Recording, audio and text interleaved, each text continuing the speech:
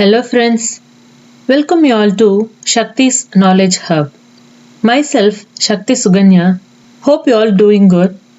In our today's session, we are going to discuss about the subject Business Studies for CBSE Class 12, the revised syllabus of the year 2022-21, Chapter 1, Nature and Significance of Management.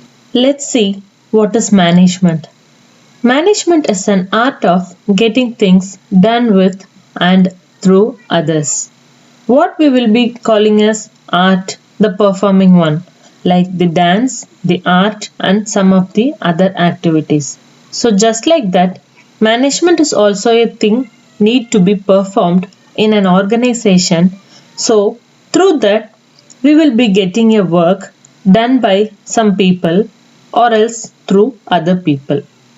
And it is the process of getting things done with the aim of achieving organization goals effectively and efficiently. Every individual will have their own goals. Just like that, for every organization, there will be a common goal. So, each and every individual in the organization is working to achieve the organizational goal. So, in what way we have to do is that through effectiveness and efficiency. And let's see what is effectiveness and efficiency. Efficiency means doing the task correctly at minimum cost through optimum utilization of resources. It means incurring a very less cost to complete a particular work in a very efficient manner. So, that is a kind of positive thing engaging in the organization. And the next is about effectiveness. It is concerned with the end results, means completing the task correctly within the stipulated time. It means if the time is allotted to complete a particular work, we have to complete that work in the specified time with the very good result. And let's have a glance of two examples, that is the case studies about the understanding of efficiency and effectiveness. Rohini prepared a well documented and factual report on company's performance, but she couldn't present it in the board meeting. Why this is? Because she couldn't complete it in time. So what it means? She performed her work well, but she couldn't make it in time. So here the thing which has happened is efficiency, but the effectiveness is missing. Rohini did the work efficiently by effective utilization of the resources and money, but she fails to work it effectively. So, efficiency is there, but effectiveness is missing. Let's see about an example of effectiveness. Raj agreed to perform and complete a particular project within a 1 month period. He completed that work within the period which he mentioned. But actually, what happened here is the quality. That is, there is a compromise in the quality of the project he has done. He make it in a time, but the project's quality is not up to the mark in a satisfying way. So what it means here is he is very good with effective work but not efficient work. It means efficiency is missing but the work is so effective.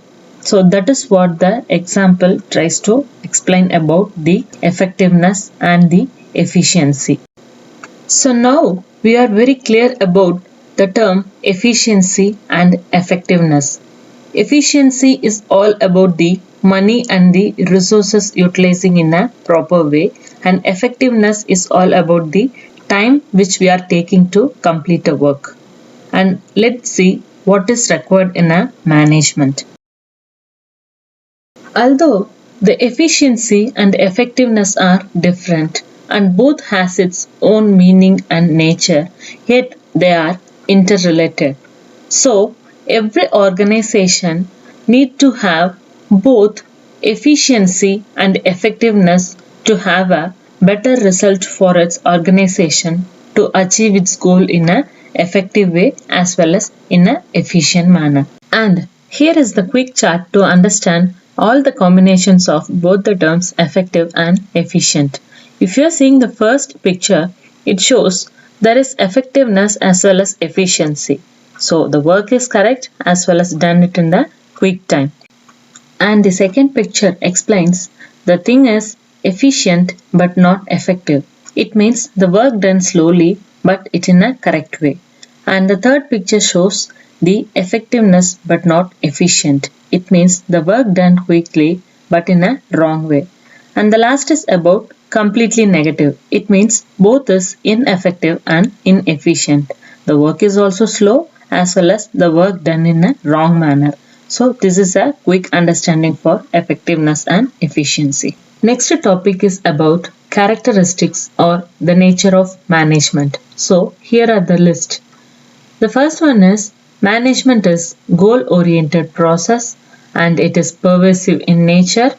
It is a multidimensional one. Management is a continuous process. Management consists of a group activity and it is a dynamic function. And finally, the management is called as the intangible force. And let's see each and every characteristics in a detailed manner with an understandable example. As we discussed in the introduction part about the goal.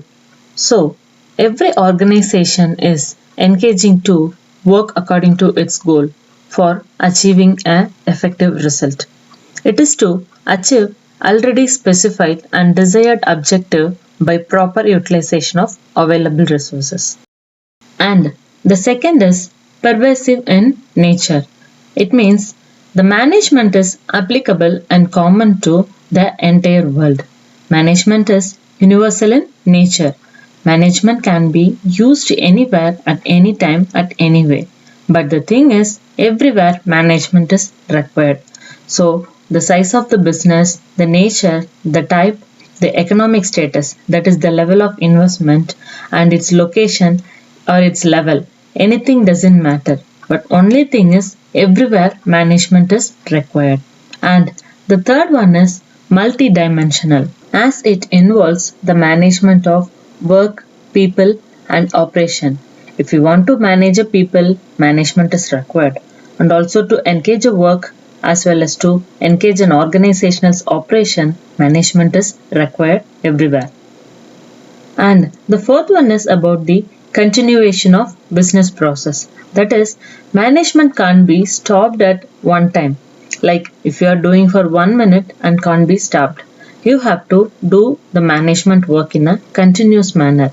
It consists of series of functions and its functions are being performed by all the managers simultaneously. Like if you are working in a HR department, that HR manager will perform his work in a continuous manner. Likewise, the financial department and marketing and so on. And the fifth characteristics is group activity. It means in every organization, all the works is performed by the people in a group manner that can be in department wise or maybe based on other nature of works and depends upon their level of work. So the thing is they will be working to achieve one common goal of the organization and that's why it is called as the group activity. And the sixth is dynamic function. It is a dynamic function since it has to adapt according to need, time and situation of the changing business environment.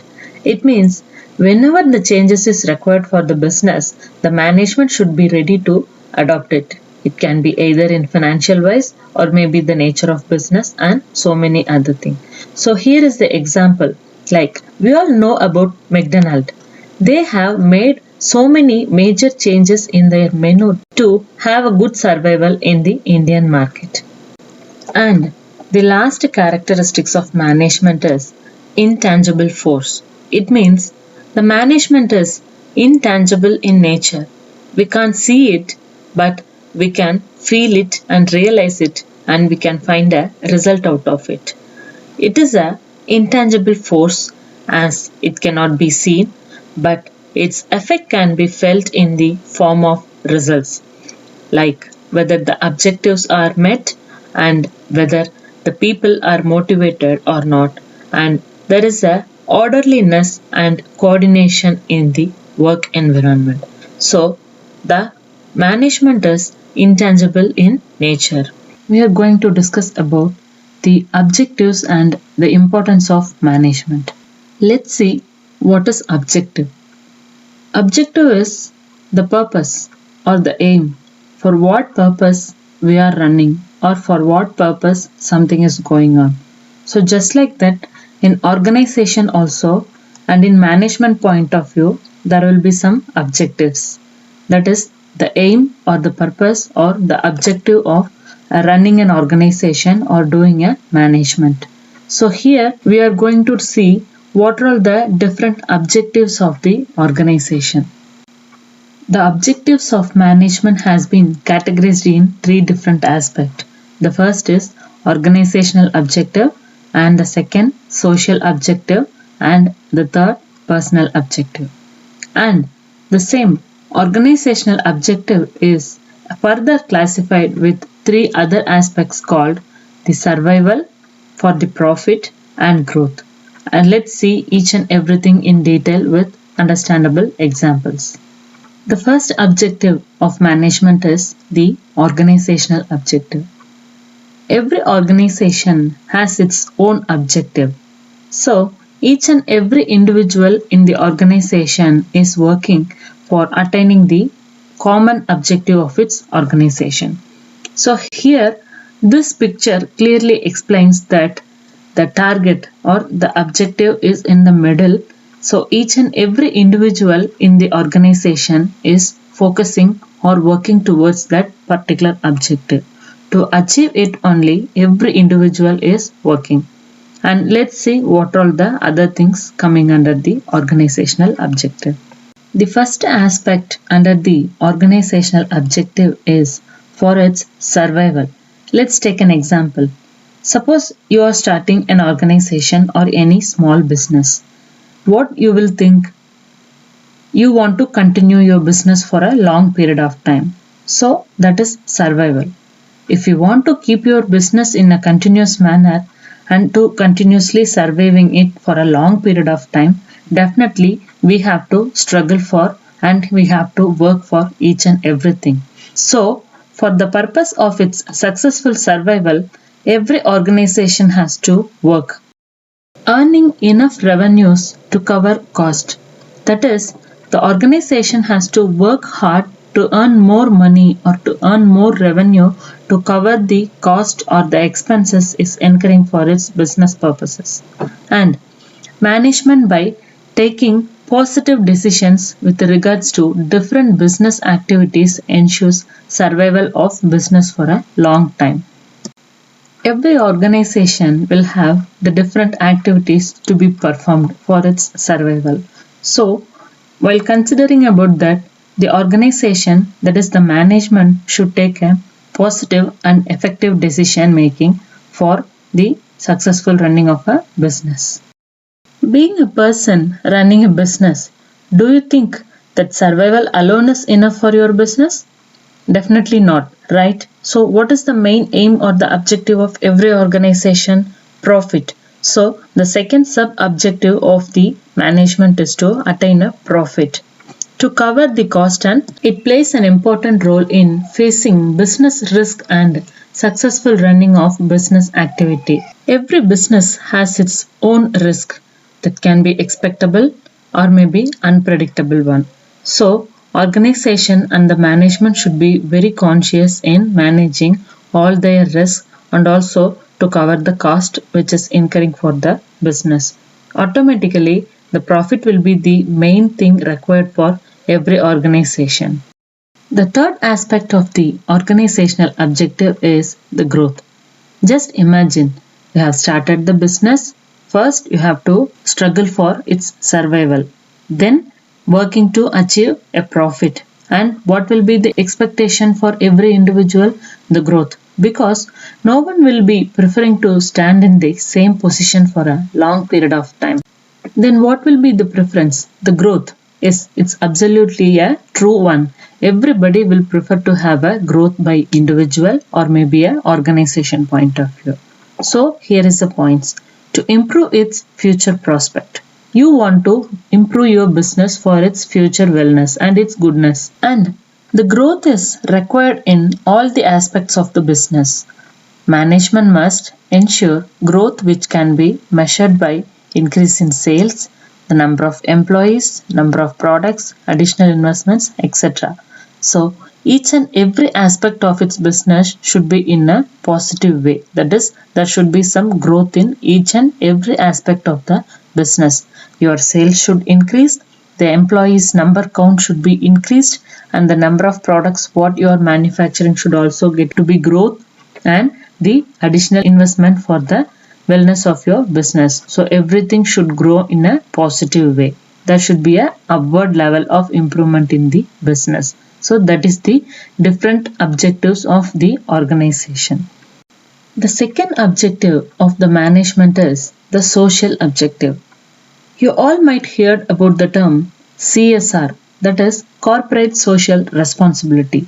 So we can consider that as a best example for this social objective.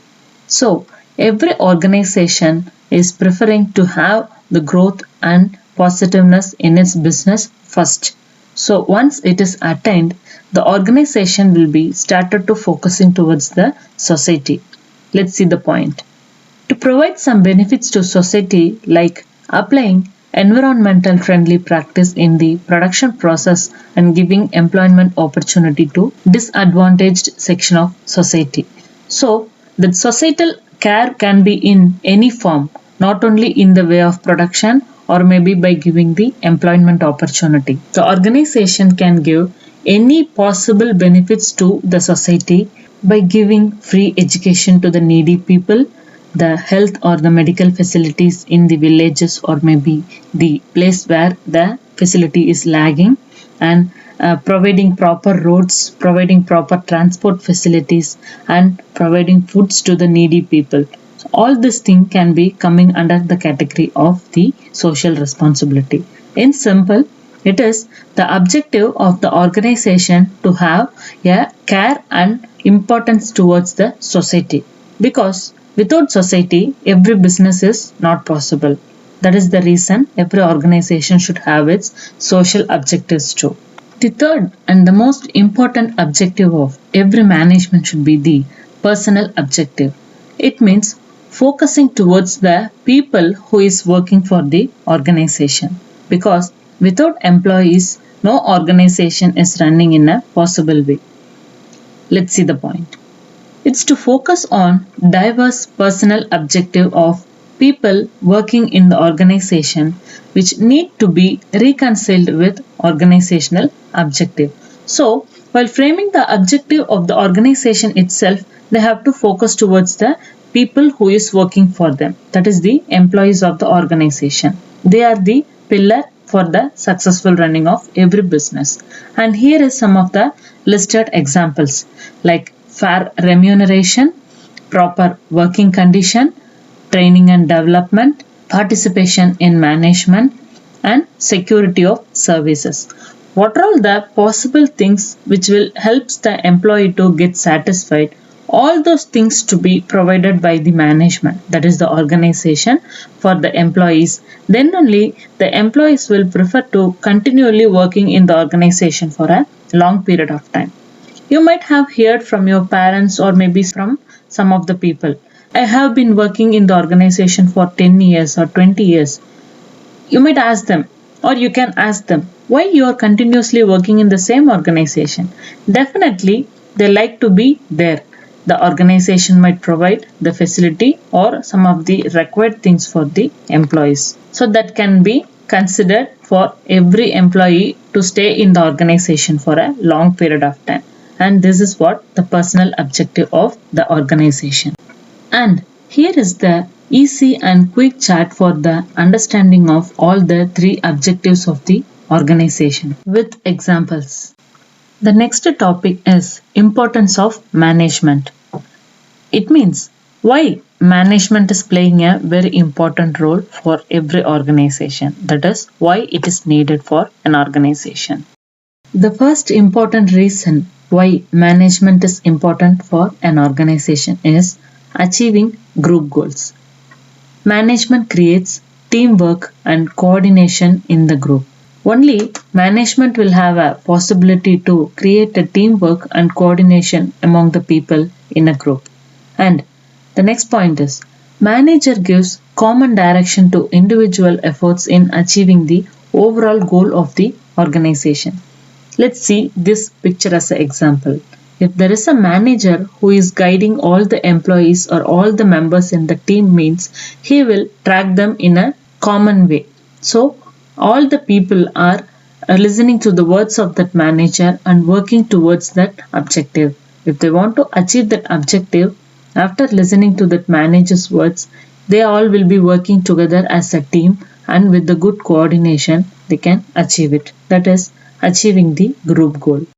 The second is increases the efficiency. Management increases efficiency by using resources in the best possible manner to reduce costs and increase productivity. Management is absolutely having a capacity to increase the efficiency of the organization by using the resources in a best way. That is the effective utilization of available resources by reducing the expenses to increase the productivity. The third is creating dynamic organization. Dynamic means the changes. So here is the example. Who wants changes and who wants to change? If you are taking an example that in a sudden reason, for a particular reason, organization need to make some important changes for its survival, definitely that is possible only through the support of a management. So management will help the employees to overcome their resistance to change and adapt as per the situation. Then only it is possible for the organization to have a proper survival and growth. The next is achieving personal goals.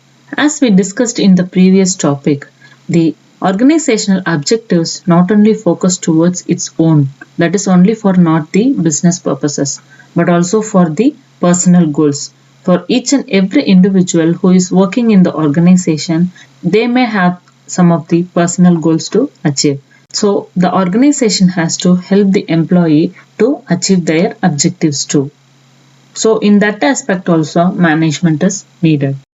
The last reason, that is the importance of having management in every organization, is for the development of the society.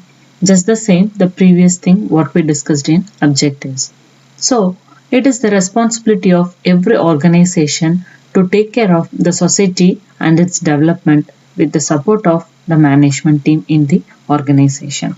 So which will helps to make a development in the society by producing a good quality products without any harmfulness to the society and creating employment opportunities and adopting a new technologies. Some of the examples we can see here, like entrepreneurship, providing opportunity for the people, then giving a good standard of living, and so many other things. We are going to continue chapter 1 of part 3.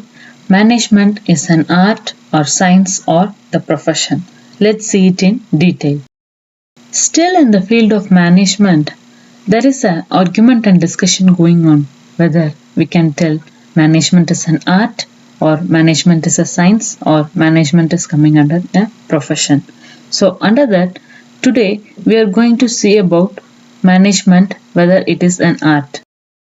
What is telling us art? Art refers to skillful and personal application of existing knowledge to achieve desired result. If you want to perform something, you should have some knowledge about that particular thing. It can be acquired through study, observation and experience. Take an example. If you want to dance, you need to observe it thoroughly. Like studying, and also you have to experience it. You have to practice again and again to perform that particular art. Likewise, we have so many other examples to tell a term called art. So likewise, management is also called as art, and let's see some of its features. If we want to say a particular activity or a performance is called as art, that should consist of some of the characteristic features. So here also some of the features are listed to know whether and to have a clear idea whether management is an art. So out of that, the first one is existence of theoretical knowledge. So, whatever may be the art, we need some theoretical knowledge or some practical material to understand and to perform that particular activity. So, that's why it is mentioned here. In every art, systematic and organized study material should be available compulsorily to acquire a theoretical knowledge. So, knowledge is important to perform an art. The second characteristic feature is personalized application. The point is, the use of basic knowledge differ from person to person, and thus art is a very personalized concept. That is a kind of uniqueness. One person is differing from another person to perform something or to execute something because their basic knowledge or some idea about a particular thing will be differing from one person to another person. So that's why they are telling art is a very personalized concept. That is the unique one. We have to modulate it or we have to mold it in a different way, and the way it is performed by one person to another person will also be getting differed, depends on their knowledge. That is the basic knowledge of each and every individual person, and that's why this is a personalized application. The third feature is based on practice and creativity. Art involves in consistent and creative practice of existing theoretical knowledge.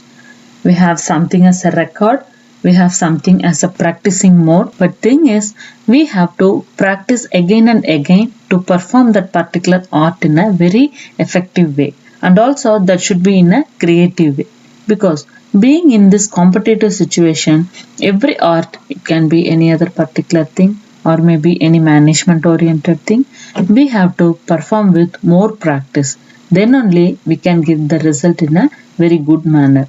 Like that, the creativity is also a very important one. So that is what mentioned here. After discussing all the three characteristic features, here is a conclusion whether management is an art or not. In management also, a huge volume of literatures and books are available on different aspects of management. That is, we have so many number of books and so many literatures and reviews that is speaking about management even today, from the very long period, that is from our ancient period. You may get to know all this thing in your future topics and maybe in future studies. And every manager has his own style of managing things and people. In the feature point, we have noted that one person is differing from another person in their basic knowledge. So just like the same, it is mentioned that every individual manager has their own style and creative idea to perform their activity. So activity here means managing the things or people. And the next one, he uses his creativity in applying management techniques and his skills improve with regular application. Every organization will have their own goal that we have discussed in the previous session. Just like that, for their successful achievement of the organizational goal and for the other task completion, every manager and every management and the organization will have their own creative ideas and techniques as well as the skills to improve and to perform their business in an effective way. So, here is the conclusion. Since all the features of art are present in the management, so it can be called as an art. So what they are saying, what are all the features listed in the points, the same things are matching to the management also. So definitely we can tell management is a art. Management is coming under the category of art. Here comes the second and the next important argument and discussion about management, whether management is a science. And let's see it in detail with some of the characteristic features that is matching with science. Like if we want to say what are all the things is coming under science that should match with these characteristics. Let's see it in detail. Before the characteristic features, we should be very clear about the term science. Let's see what is it. Science is a systematized body of knowledge that is based on general truth which can be tested anywhere and anytime. Science is a complete truth, a knowledge which consists of some of the truth and that can be experimented or tested at any time and wherever required. The first feature is systematized body of knowledge. Science has a systematized body of knowledge based on principles and experiments. We all know sciences like physics, chemistry, botany, zoology, or whatever the thing we are studying and we have crossed so far, and so many other advanced science and technologies we yet to know, and that some of the things we already know. Everything is consist of some of the principles and experiments, which is consist of a systematized body of knowledge. That particular science or particular aspect may consist of a knowledgeable points and aspects, and also it will have some principles and experiments. So experiments we mean to say some of the practical oriented thing. And second, principles based in experiment and observation. Scientific principles are developed through experiments and observation. We may cross various experiments like prism or so many other science experiments that we have crossed. Everything may consist of some of the observations, and you will do some practical oriented thing. Take an example. If you are taking chemistry, there are a lot of formulas and lot of statements that we have to find some solution. So just like that, each and every science aspect may consist of the experiments and observations. Then only we can come to a conclusion or to find a result of a particular problem or a thing. The third characteristic is universal validity.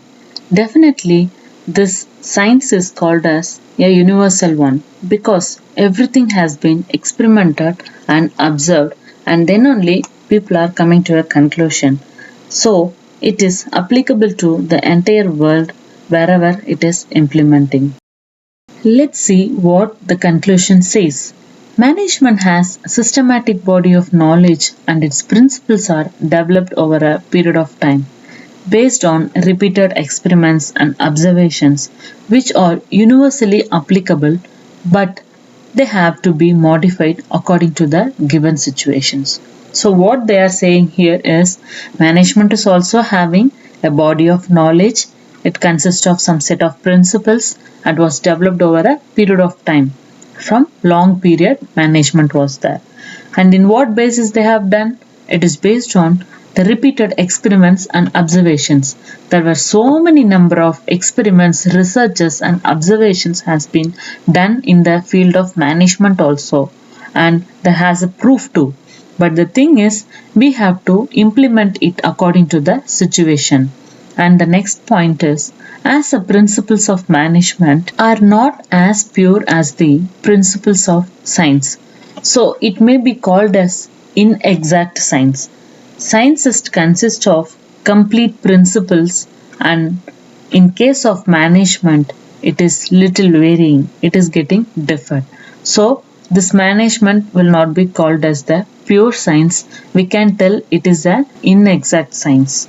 The prominence of human factor in the management makes it as social science. So what is the conclusion here is, instead of saying management as a science or pure science, it is called as the social science. Here comes the last and the final argument and the discussion about management. Whether management as a profession. Let's see it. Let's be clear what is meant by profession. Profession means an occupation for which a specialized knowledge and skills are required and entry is restricted. There should be some specific knowledge or skill required to say particular thing is called as a profession. Not all the people are qualified and eligible for a particular profession. We cannot tell all the people are qualified for something in particular or all the people are eligible to be in a particular profession. So some of the examples like doctors, lawyers, teachers, engineers and so on. To be in that particular profession, we need to be qualified and we need to have some experiences in that particular field.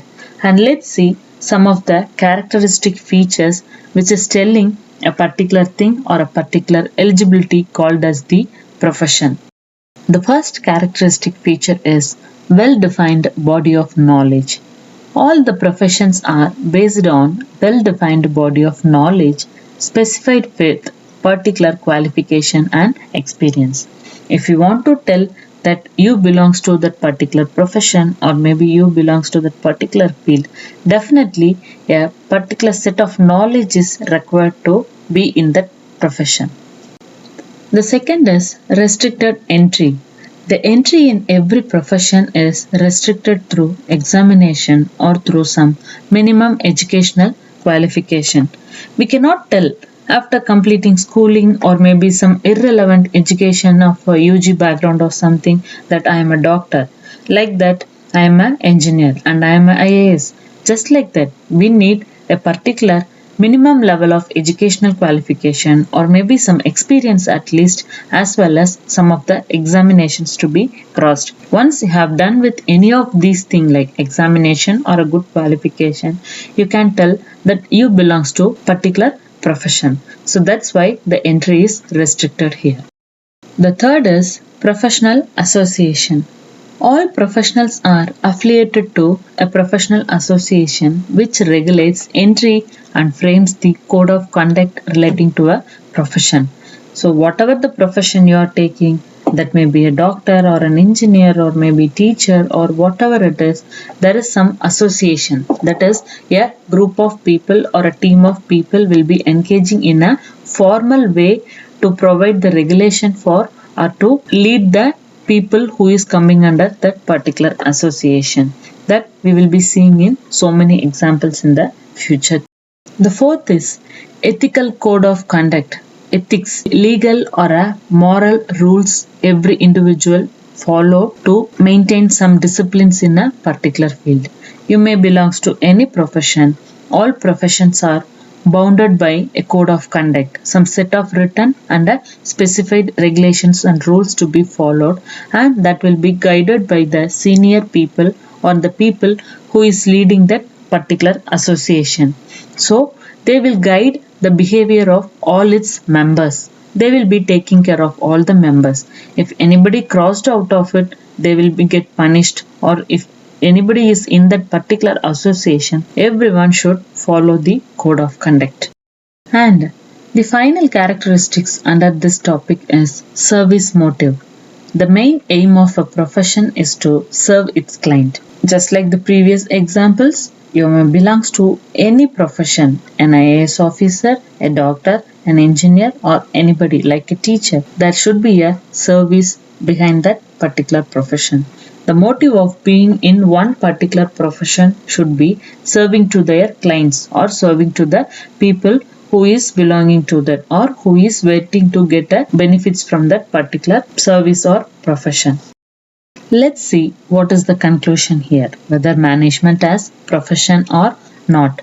Management does not fulfill all the features of the profession and thus it is not a full-fledged profession like doctor, lawyer, etc. So here what is the argument comes as a conclusion is, as like the features which is specifying for one particular profession, management is not fulfilling everything.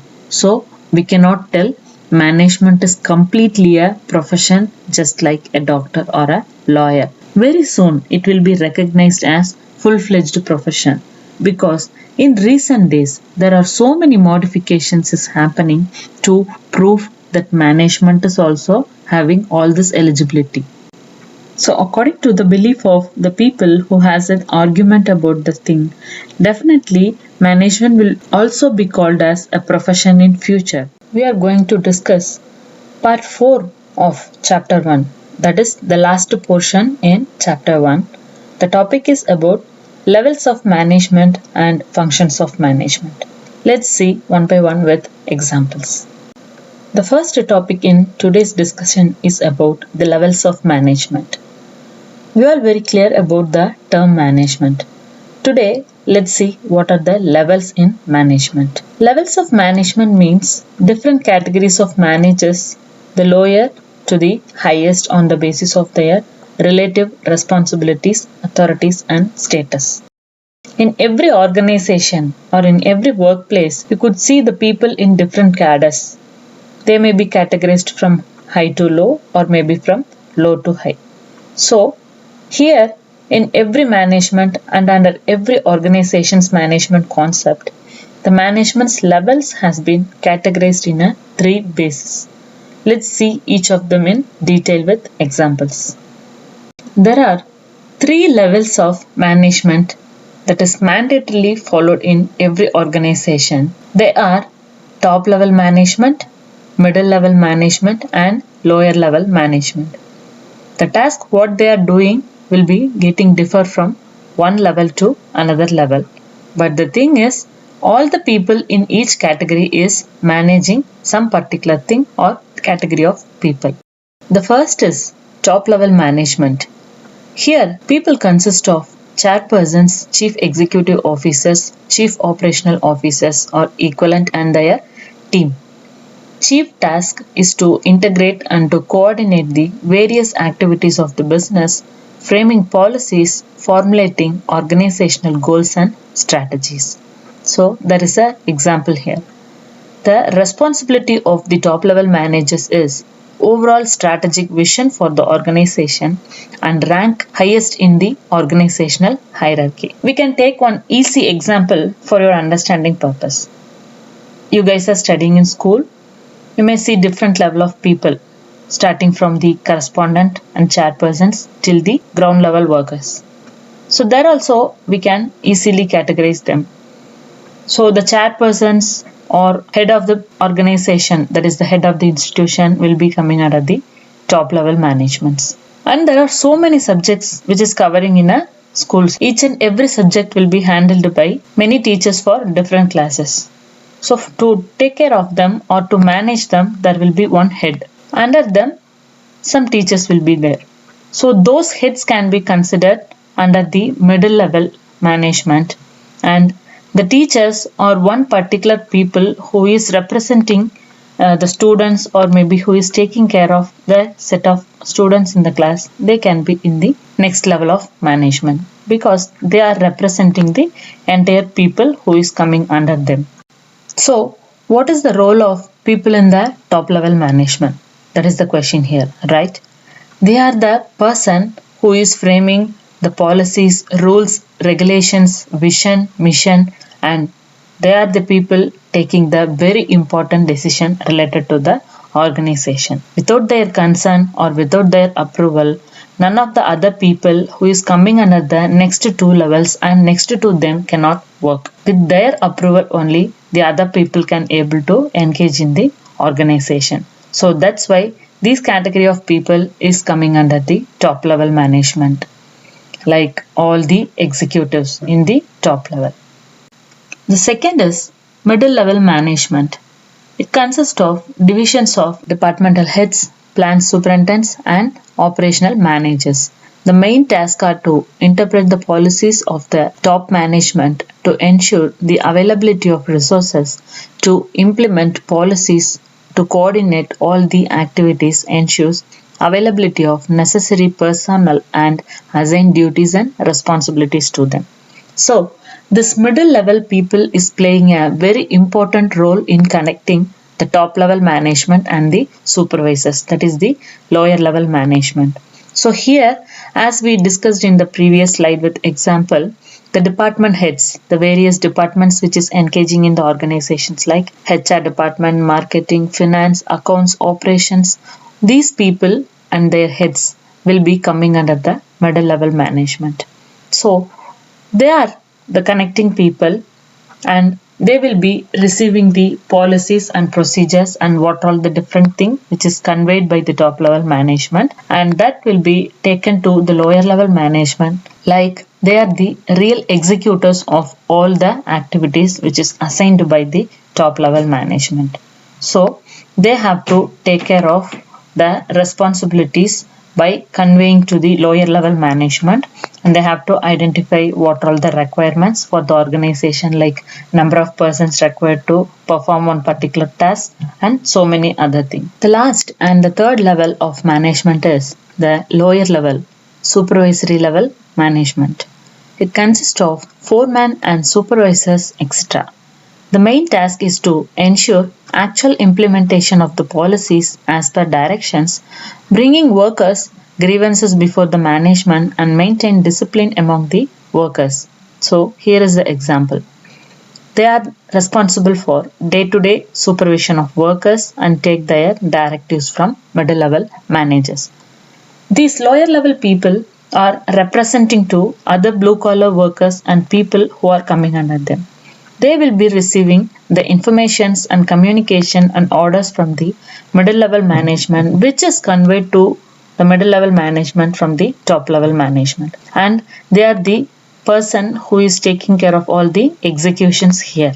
So their task is to make the actual implementation of what are all the policies which is directed by the other superiors. And also these people will be taking care of the blue collar workers, that is the ground level people who is working, and if they have any grievances, that is if they have any problem or any hurdles or any other issues, that can be taken to the management for having a good decision or to make some changes in the organization. So these are all the three levels of management which is commonly following in all the organization in all the nature of business. The next topic in the first chapter is functions of management. That is, what are all the different functions or activities a management is performing. And this is commonly called as postcob. It means the first word of each functions which is performed by the management people, the people who is taking care of each and every activity. This postcob is a term popularly called for the functions of management. It represents planning, organizing, staffing, directing, coordinating, controlling, reporting and budgeting. This is the abbreviation for the term postcob. But as per your syllabus, here the first five, that is the planning, organizing, staffing, directing and controlling are the thing which is listed as the functions of management. Let's see each and everything in detail with example. The first function of management is planning. That is thinking in advance what to do, when to do and who is going to do it. It bridges the gap between where we are and where we want to reach. Everyone do planning for their convenience to execute their work in a proper manner without any obstacles or disturbances. So just in common, in organization also, before performing any activity or any works, planning is playing a very important role. So that helps to make our work easy. That's why it is telling us it bridging the gap between where we are and where we want to reach. That is what planning is. The next functions of management is organizing. Here the example proves bringing everything together.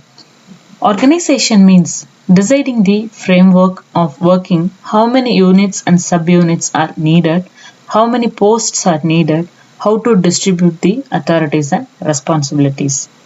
Trying to organize and trying to bring the required things together to achieve that particular objective or that particular goal. So whatever the work you are doing, that may be organizational one or maybe the general thing, organizing is very much important. We can take an easy example. If you are going to prepare for your exam means, you can't sit simply. You have to make all the arrangements required to make your work easy. So simple, that is called the organizing. The third functions of management is staffing. It refers to recruitment, selection, training, development and appointment of the employees. So this pictures clearly shows what is the staffing. If we want a person to perform that particular task, the very important thing we need to concentrate is whether that person will be able to perform the task. So we have to pick that individual or have to select that particular person with some qualification or maybe some experience, or that person should be expertised in that particular task to perform. That you can see in your day-to-day life. A person who is expertise or a person who is well known to perform a task is the only possible person to do it. That is what staffing. That is selecting the right person at the right job and in the right time. The fourth functions of management is directing. It refers to guiding, instructing, inspiring and motivating the employees. You may be a manager to any department. It is the responsibility of that particular managerial person to direct the people who is coming back to him to perform a particular task. So this picture shows directing is a key managerial function. That lead person or that one particular person who is taking care of that entire team have to direct what to do, how to do, when to do, like all these things. And the next function of management is controlling. Controlling all the main functions of management. It is monitoring the organizational performance towards the attainment of the organizational goal. So whatever may be the work we are doing or whatever may be the task performed by some people, definitely there should be some proper control to manage the people by deviating from the goal what they are working for. Because if there is no control, there is no possibility of getting the good result out of it. That is what mentioned here, that organizational performance towards the attainment of organizational goal. To achieve the goal, the controlling is very much important. So this is what about controlling. While discussing about the term post-COB, after the controlling, I mentioned about the coordination. Yes, coordination is also one of the very important function in management. That's why they have mentioned here as the essence of management. Coordination is the force which synchronizes all the functions of management and activities of different departments. Lack of coordination results in overlapping, duplication, delaying and confusion. So, we can have a very easy example, an understanding one. If you are performing a particular art, what is important there? Coordination. So likewise in organization also, if you are working, this coordination is playing a very important role. That's why it is called as the essence of management, the very mandatory thing. So whatever the function or whatever the activity, coordination is must. The third point says, it is considered with all these three levels of management as if all the levels of management are looked at together. They become a group, and as in the case of every group, they also require coordination among themselves. So it is applicable to all the levels of management, even it is top level management or middle level or lower level. If more than one person is working in that particular team, that is called as the teamwork or the group. So that group should consist of a proper coordination. Then only they can perform their tasks to achieve the common organizational goal as well as their individual goal. So it is not a separate function of management, rather it is the essence of management. So this picture is the evident to show and say coordination is very much important and mandatory, and it is the essence of management. So whatever may be the function like planning, organizing, staffing, directing and controlling, coordination is must and which is important. Without coordination, nothing is possible. That is what this picture says. The following are the 5 important points which represents the characteristics or the nature of coordination. The first one is coordination integrates group effort. If you are doing any activity in a group manner, this coordination is mandatory, that we have discussed. It integrates the diverse business activity into the purposeful group activity, ensuring that all people work in one direction to achieve the organizational goal. So being in a group, every individual should work to attain one particular organizational goal which is common to all. So it helps to prevent the people from deviating to other activity or to deviating from the other thing which they need not to be performed. So it integrates the group effort. If you are putting some effort, that should be very fruitful. So coordination is helping to integrate that group effort. Second, coordination ensures unity of action. It directs the activity of different departments and employees towards achieving the common goals and bringing unity in individual efforts. Bringing things together. Unity in the sense the understanding and the togetherness between each and every people as well as to each and every department to engage or to perform that particular activity. Just like one of the important functions of management, like management is a continuous process, the coordination is also a continuous process. So here what it means is it is not a specific activity matter, it required at all level in all departments till the organization continues its operation. So we cannot stop making a coordination in one point or we cannot doing it in a very particular point of time. The coordination should be there in a continuous manner. Starting of the organization till the last minute of running of its concern, this coordination is playing a very important role. So that's why coordination is a continuous process. The next, coordination is all pervasive function. It is universal in nature. It synchronizes the activities of all levels and departments as they are interdependent to maintain organizational balance. So what it means is this coordination is also common to all the people. It is common to the entire universe. Wherever you are doing your work or whatever the work is and whatever the different levels of departments and category of people, this coordination is pervasive. That is common to all. The next point says that it is a responsibility of all the managers to have a coordination. It is equally important to all the three top, middle and lower level of management. Thus, it is the responsibility of all the managers that they make efforts to establish coordination. So just in the previous thing we have discussed, this is also meaning that coordination is responsibility of all the managers. Whoever is doing the work and whatever may be the level of management they are in, this coordination plays a very important role. So they may be a top one or maybe in the middle level or in the lower level of management. And the last feature about the coordination is it's a deliberate function. Coordination is never established by itself, rather it is a continuous effort to a part of every manager. Cooperation is voluntary effort of employees to help one another. Effective coordination cannot be achieved without proper cooperation of the group members. And the example says, it is a deliberate and conscious effort to obtain desired goals. Person should work in a conscious manner. They have to perform in a very keen observed manner to perform that particular task, and that then only that will help to achieve the organizational goal. So that's why it is called as the deliberate function.